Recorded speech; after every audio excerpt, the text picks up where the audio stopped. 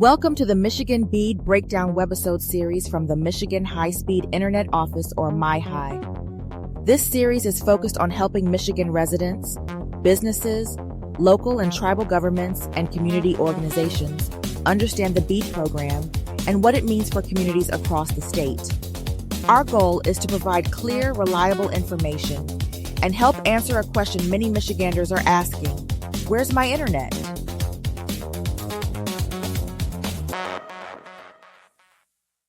Hello, everyone. My name is Aaron, and I'm joined today by my co-host, Simone. And in this episode, we're excited to have Eric Frederick. He's the Chief Connectivity Officer for Michigan's High-Speed Internet Office. He's with us to talk about the BEAD program and what it means for Michigan. And just want to thank everybody for joining us today, as always. Eric, I was hoping maybe we could start with you telling us a little bit more about yourself and maybe how you became the Chief Connectivity Officer for MiHi, the Michigan High-Speed Internet Office. Yeah, thanks, Aaron, and thanks, Simone, for putting this together. It's a great opportunity to talk about BEAD and everything that it's going to be bringing to Michigan. It's been an interesting road to get to Chief Connectivity Officer, which again is a new title, new position with the state of Michigan as of 2022. So I've been with the MiHi office since July of 2022. The history of the office goes back a little bit further than that. We were created in 2021 by an executive directive of Governor Whitmer, but we weren't authorized for funding and staffing until April of 2022, and then I joined in July of 2022. So while it seems like 4 years is a long time for a state office to be around, it's really not. We are relatively new, and we have been moving at a very rapid pace ever since then. But before I joined the MiHi office, I worked for a nonprofit organization called Connected Nation, and we helped the state of Michigan in a variety of ways, going back all the way to 2011 when I joined that organization. And we helped the state do community broadband planning, state policy and planning, helped write the 2018 Michigan Broadband Roadmap. We did a lot of infrastructure things throughout those different administrations at the state level from 2011 till 22 when I joined the state office. Just again, trying to help build the capacity for addressing the digital divide, whether it was on the infrastructure side or was addressing affordability and devices and skills and all those different barriers. We kind of helped the state out in a number of different ways. Because the state didn't have a broadband office. Now it does. And so it was kind of a natural transition to go from that role of working for a nonprofit and helping the state along, and then seeing the state evolve and create a broadband office from there. That was a really great thing to see, and something that the state has needed for a long time to address this really critical challenge, of course, that was brought to the forefront of everybody's mind during COVID. And so it was really great to see that really quick reaction from Governor Whitmer then to create the office. And now we're here implementing the BEAD program and the Robin program and, trying to address that digital divide. But if we go back a little bit further, I started working on broadband back in grad school. So when I was at Michigan State working on my master's in urban and regional planning, I worked with two professors that were really big on information communications technology and the knowledge economy, and kind of related aspects of urban planning. And so I got my first taste of broadband and planning for technology and planning to solve the digital divide back then. And then it naturally evolved into working for Connected Nation, and then now here at the broadband office. So I've been working on broadband for a long time now. 20 plus years, if we're going all the way back to grad school. And so it's been a long road, but it's really nice to have a state office, to have the resources available now to really, really address this divide. That is quite a journey. How did MiHi get to this point with the BEAD program? Yeah, so the BEAD program actually existed before MiHi. So if we remember all the way back to November of 2021 is when the bipartisan infrastructure law was passed. That bipartisan infrastructure law contained the BEAD program, and that's where it was created. The rules for BEAD came out in May then of 2022, and we were created, and I joined the office in July of 2022. So we were a little bit behind the ball compared to some other states that had a broadband office when the infrastructure law was passed and BEAD was created. We've been keeping up with it ever since then. But being the state's place for everything related to high-speed internet, BEAD was a very natural fit to come to our office as the administrators of that program. And so we were able to build the office up, build the capacity to address this, really unprecedented program that was created by the bipartisan infrastructure law. That is honestly, I mean, it really is the largest program like it ever in our nation's history to address the access to high-speed internet and the digital divide. And so we were a very natural fit for that program when it came along. Like I said, we were a little bit behind the ball in getting up and running, in that we didn't exist until after the law was created. But we've been moving quickly ever since to make sure that we can get that program implemented. The program has evolved and changed over the last few years. Can you talk about a little bit of the history of the program and maybe some of the big challenges that your office has had to overcome? Yeah, it's definitely changed. Like I said, it was unprecedented, right? We've seen broadband and high-speed internet infrastructure projects or programs come over the years, but nothing ever of this size or scale or structured in this way. So one of the big things that we had to do, and that every state had to do, was find a place for that program to sit, and that for Michigan was MyHigh. We built a staff to work to address it, and really there's been a lot of big chunks of the BEAD program. I guess you could probably think of it in that way. So first we had to create a 5-year action plan. Every state created a 5-year action plan to address in not only the implementation of BEAD, but really the state's connectivity needs in general. So that was really the first chunk of BEAD, was creating that 5-year action plan. Next came the initial proposal. And the initial proposal was essentially us telling the federal government how we planned to implement the BEAD program, how we planned to run our challenge process, which we can talk about here in a second, and then how we were going to run our subgrant process to dole out those funds to then build these networks, right? So that was the initial proposal. And then once the federal government said, yep, everything's okay with that proposal, then we got to implementing it. And the first part of that was the challenge process. The challenge process was, again, something that states hadn't really done before in this way. And what we did is we created a map that showed where we believed all of the BEAD eligible locations were in the state of Michigan, those that were eligible to be connected through the BEAD program and those that weren't. And then we took evidence and information from all sorts of different stakeholders, from internet service providers to communities to the public and others, to tell us where we were wrong. Yes, this location should be eligible for BEAD because of X, Y, and Z, or no, this location shouldn't be eligible for BEAD because of X, Y, and Z.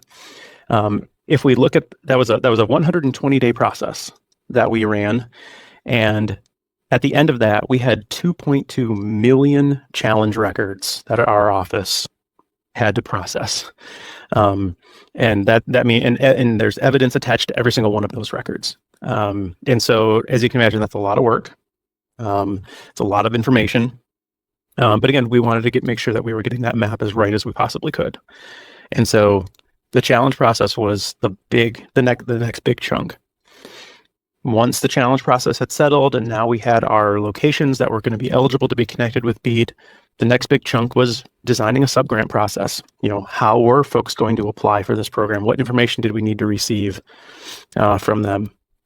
And so we ran a grant application, a subgrant selection process in early 2025 that ran from January through April. And we took in applications from all sorts of different entities to connect those locations.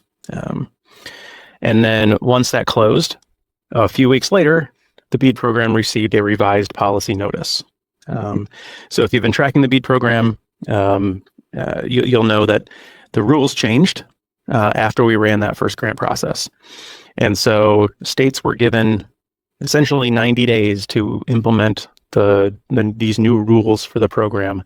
And so that meant going through and updating our locations. It meant going through and redoing a grant application process, and all within 90 days. And so it was extremely challenging time this past summer, the summer of 2025, to do all of that. It was essentially 3 years worth of work now condensed into 90 days. But again, we're here to be able to pivot when we need to, and I think we were able to do that very maybe not easily, but I think we handled it well, given the circumstances. But there's a lot of these big chunks of the program, right, that came before it, and then all of a sudden we scrambled and had to redo everything in 90 days. And now here we are, though, with a final proposal that's been approved by the federal government. We're working to onboard our subgrantees to go connect all of these locations in the state, and we're moving forward with that process. So again, it took a long time to get to this point. But I think we're at a spot that the BEAD program is really going to benefit Michiganders. Tell us a little bit more about how this program will positively impact Michigan. Yeah, I mean, when we think back to COVID and we think about how the lack of connectivity really hurt those that didn't have it, right? I mean, it's really hard to imagine not being connected. Especially for those that are connected every day, and it's seamless is something we don't always think about for those that are really connected. But then when you're not, it can really impact your quality of life. So, we think back to, all the, there were so many examples of kids that had to sit outside a McDonald's or a library in the parking lot to do their homework because they had access to Wi-Fi there. We don't want to repeat that again.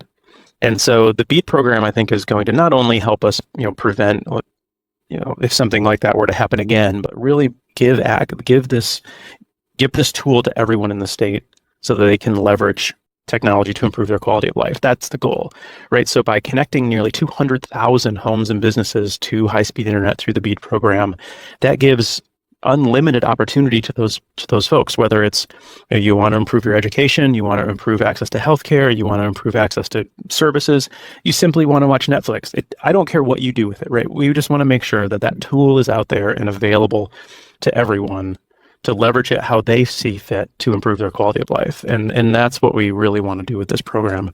We're going to be building 32,000 miles of, minimum of fiber optic infrastructure across the state to connect these 200,000 locations.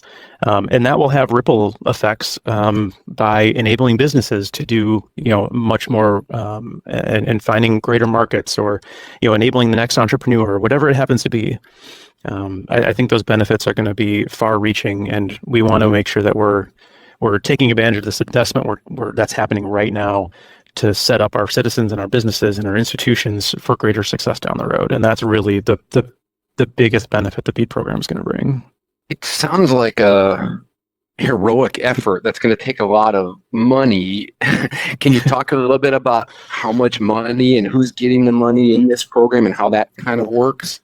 It is a lot of money for sure. So Michigan received the third highest allocation of funding in the BEAD program. So there was a formula that was used to dole out the funding to every single state. Michigan received $1.559 billion in BEAD funding. That's nothing to shake a stick at. That is a lot of money. It's the third highest allocation in the country. And we have a lot of work to do because of that, right? So we have a lot of work because we have areas of our state that are disconnected. So it is a lot of money. Now, BEAD is designed so that it's not just BEAD funds from the federal government that are going out the door. The private sector, those companies that are receiving funds through the BEAD program to build out these networks to connect these 200,000 locations, also are putting funding in it too. So it is a public-private partnership. The public sector, us, MyHigh, the BEAD program, is putting in funds to encourage the construction of networks to these locations, and so the private sector is as well. I mean, they're those two powers combined are investing a lot of money in this space over the next several years to connect all of these locations. So there's going to be a lot of activity on the ground over the next several years to make this a reality. But we're really happy to see the private sector come to the table and match these federal funds as well. Right now, we have 30 preliminarily selected subgrantees that will be part of this program.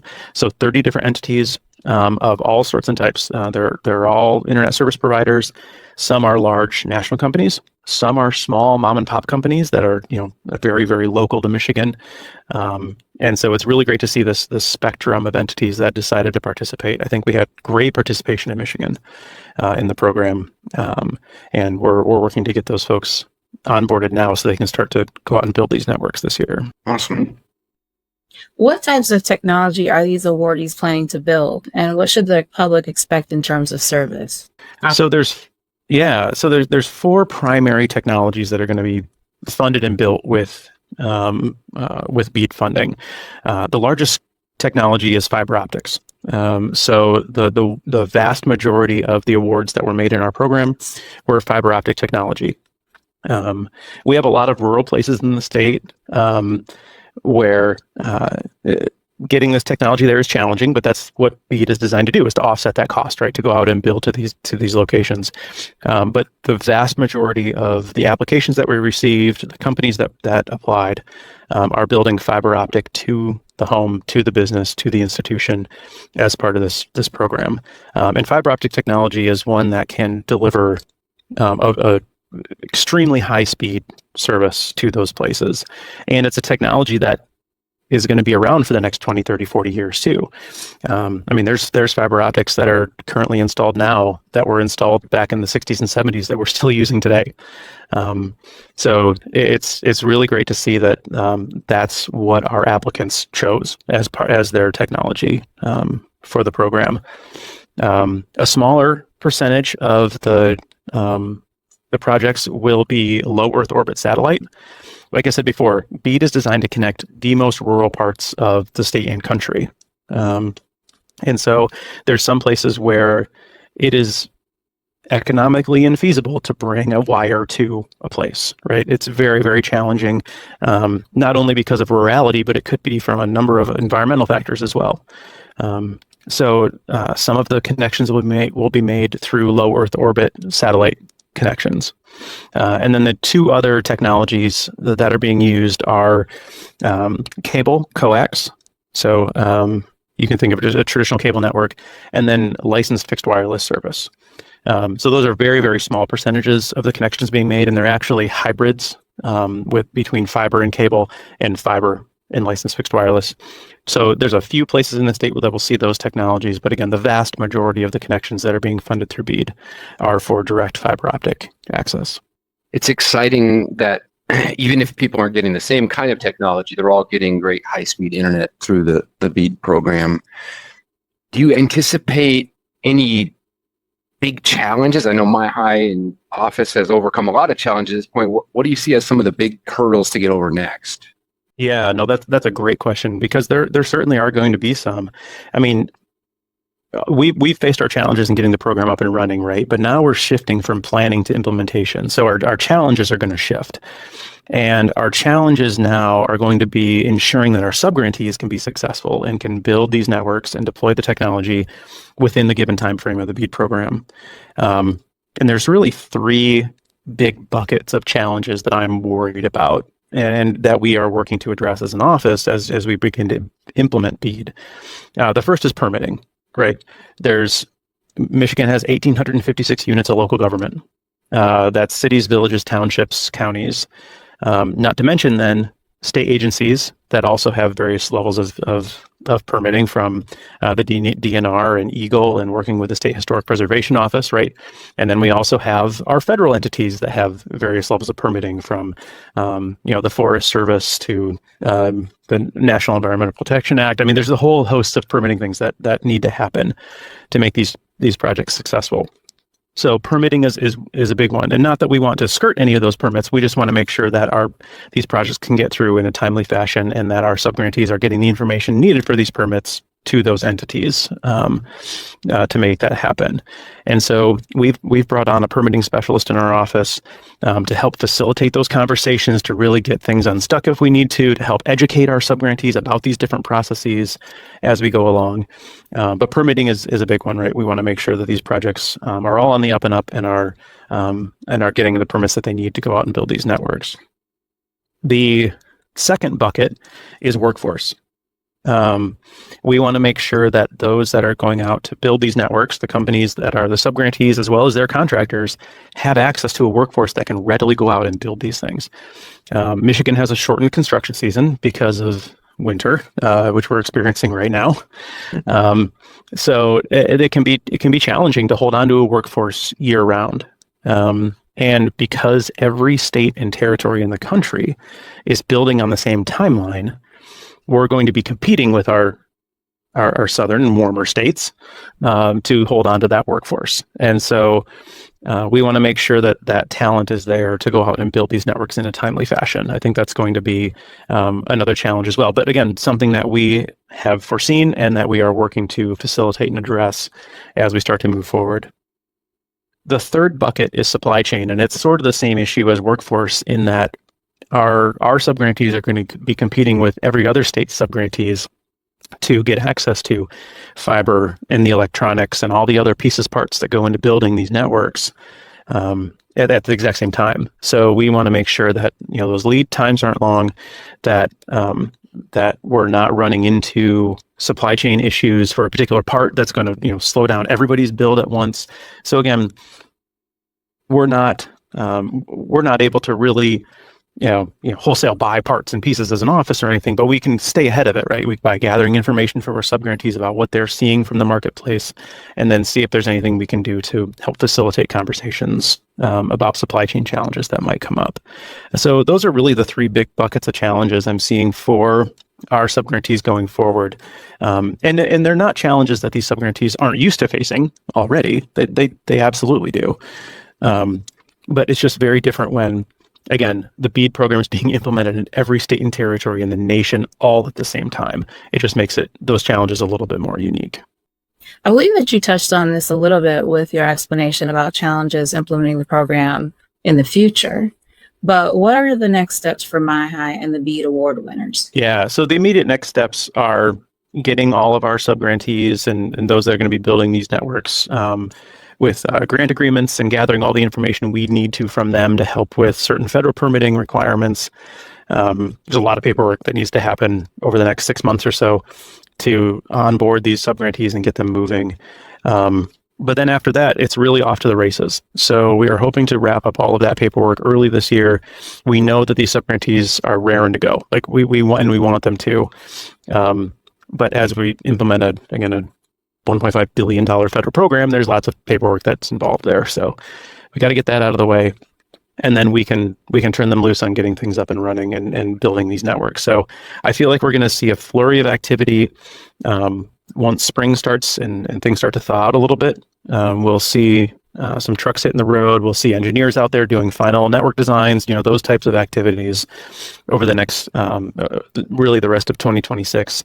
But for the immediate short term, it's really making sure, again, we got to get all the boring paperwork and everything out of the way first before those subgrantees can get turned loose. And we're committed to doing that as expeditiously as we possibly can because we know that folks are waiting for these connections, right? We know that there's a need and desire for these places to be connected. So we're going to try and get out of the way as best we can and let our subgrantees do what they do best, and that's go out and build networks. What happens next for the 200,000 homes and businesses that are getting connected? Or if I'm one of those households, what should I expect next? Yeah. So all of our subgrantees are working to develop their finalized timelines, right? So we're going to know a little bit more about when parts of their networks are going to be deployed and so on. And MyHigh is going to try to track that as best we possibly can and let folks know through a map that we're developing, when things are getting started, when construction is occurring, and then when things are finally getting connected, to stay on top of that as best we can. Folks can access our website. They can call us, they can email us, whatever it is, to ask questions about the BEAD program if they're one of those homes that are getting connected. We're more than happy to give updates as best we can. We can point you to the company who's been funded to build it, to build to you, and you can bug them all you want about about when are we going to get connected, right? Because we know that's there, right? And so we want to make sure folks have all the information they need to better understand when they're going to get connected, what their current options are, if there are some, and then of course if they're waiting for that connection, when it might happen. The BEAD program, it's going to take some time. Those that are receiving grants through the program have 4 years to complete their networks. Obviously, we want that to happen faster, and that's why we want to address things like permitting and workforce and supply chain and all those. We want them to move quickly as they possibly can. But that's really the the long term is, they have 4 years to build. And again, we want them to do it quickly. But again, we want these locations to be informed of who's going to be connecting them, when that connection is coming, as best as we possibly can. What are you most excited about in 2026? It's finally getting grants underway. Like that is probably the most exciting part of this. BEAD has brought lots of excitement over the years in various forms. We talked about the challenges of getting the program to this point, and all of the challenges and hurdles that we face as an office. But now, as we switch from this planning mode to implementation mode, I think that's what I'm most excited about.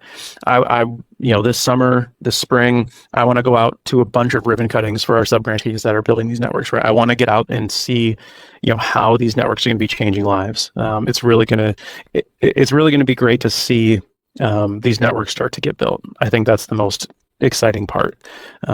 We want communities to know who's coming and when and where. We want homeowners to know who's coming and when and where. And that's, I think, the most exciting part, is we can actually get shovels in the ground and these networks can start to get built. I think you mentioned early on, Eric, that BEAD is one of a number of different broadband programs. And we've actually got an episode coming up down the road, maybe kind of talking about the different broadband programs out there. What other programs is MyHigh, or are you responsible for? Yeah, that's a really great question. So BEAD, like we've been talking about, is just now getting off the ground, right? And folks are going to start to be building networks soon. But MyHigh has also implemented the Robin program.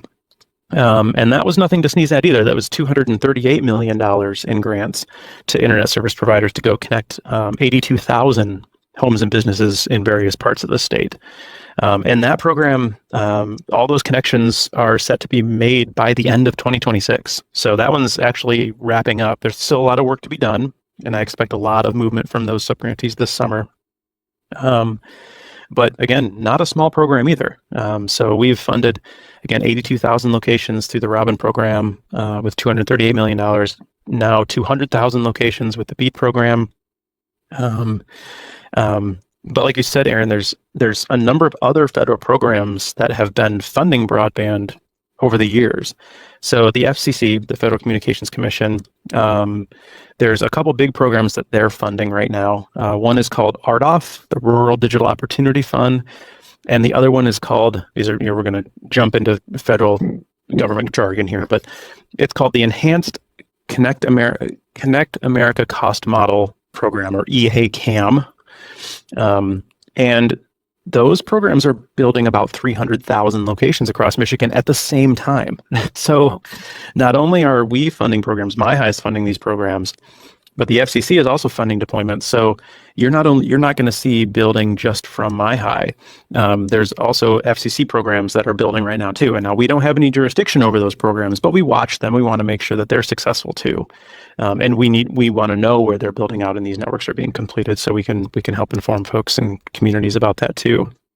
The other one is the USDA. The Department of Agriculture has a program called Reconnect, and that program is building in smaller ways across the state. But again, lots of activity in this space right now. The FCC, the USDA, MyHigh, the BEAD program. I mean, there's just a lot happening all at once. In MyHigh, I think we would oversee probably about half of what the collective work is going on. At least that's funded by the federal government.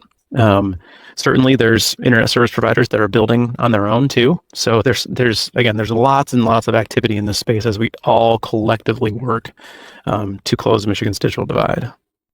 Do you have any final thoughts for our audience? I would say we want to get everybody connected. BEAD is going to take some time. The Robin program, like I said, is wrapping up. So we're seeing a lot, again, more opportunities for ribbon cuttings as those networks get completed, right? And now BEAD gets started. So that's what I'm most excited for this summer. But reach out to us. Let us know what questions you have, and we'll do our absolute best to answer them. We want to make sure that everyone's getting connected and can, again, leverage that technology to improve their quality of life. That's what this is all about. It's an enabling technology. We know the power of this technology to overcome, economic challenged to overcome educational hurdles and healthcare access, all of these different things, right? We want everybody to be able to take advantage of that. And that's what this is all about. So, again, we're super excited for BEAD getting up and running, for Robin, coming to a close. And of course, all these other federal programs, working to build connectivity all across the state of Michigan. So I'm really excited to see what happens in 2026. Very exciting stuff, Eric. Thank you so much for joining Simone and I today. We really appreciate your time. What a great update and overview about the BEAD program. And as always, we want to say thank you to our audience for watching and joining us for the Michigan BEAD Breakdown. We'll see you next time. Thank you for watching the Michigan BEAD Breakdown, presented by the Michigan High-Speed Internet Office. We encourage you to stay connected and stay informed as the MyHigh continues working toward reliable high-speed internet for every community. For the latest updates on the BEAD program, construction timelines, and available resources, visit the MyHigh website at www.michigan.gov/MIHI. While you're there, please sign up for the MyHigh newsletter to receive emailed updates as the program moves forward. If you have questions or want help finding information specific to your area, you can contact the Where's My Internet team at 517-648-5156 for Lower Peninsula residents or 906-235-6411 for Upper Peninsula residents. Be sure to like and subscribe to the Leo YouTube channel to stay up to date on new episodes of the Michigan BEAD Breakdown. Until next time.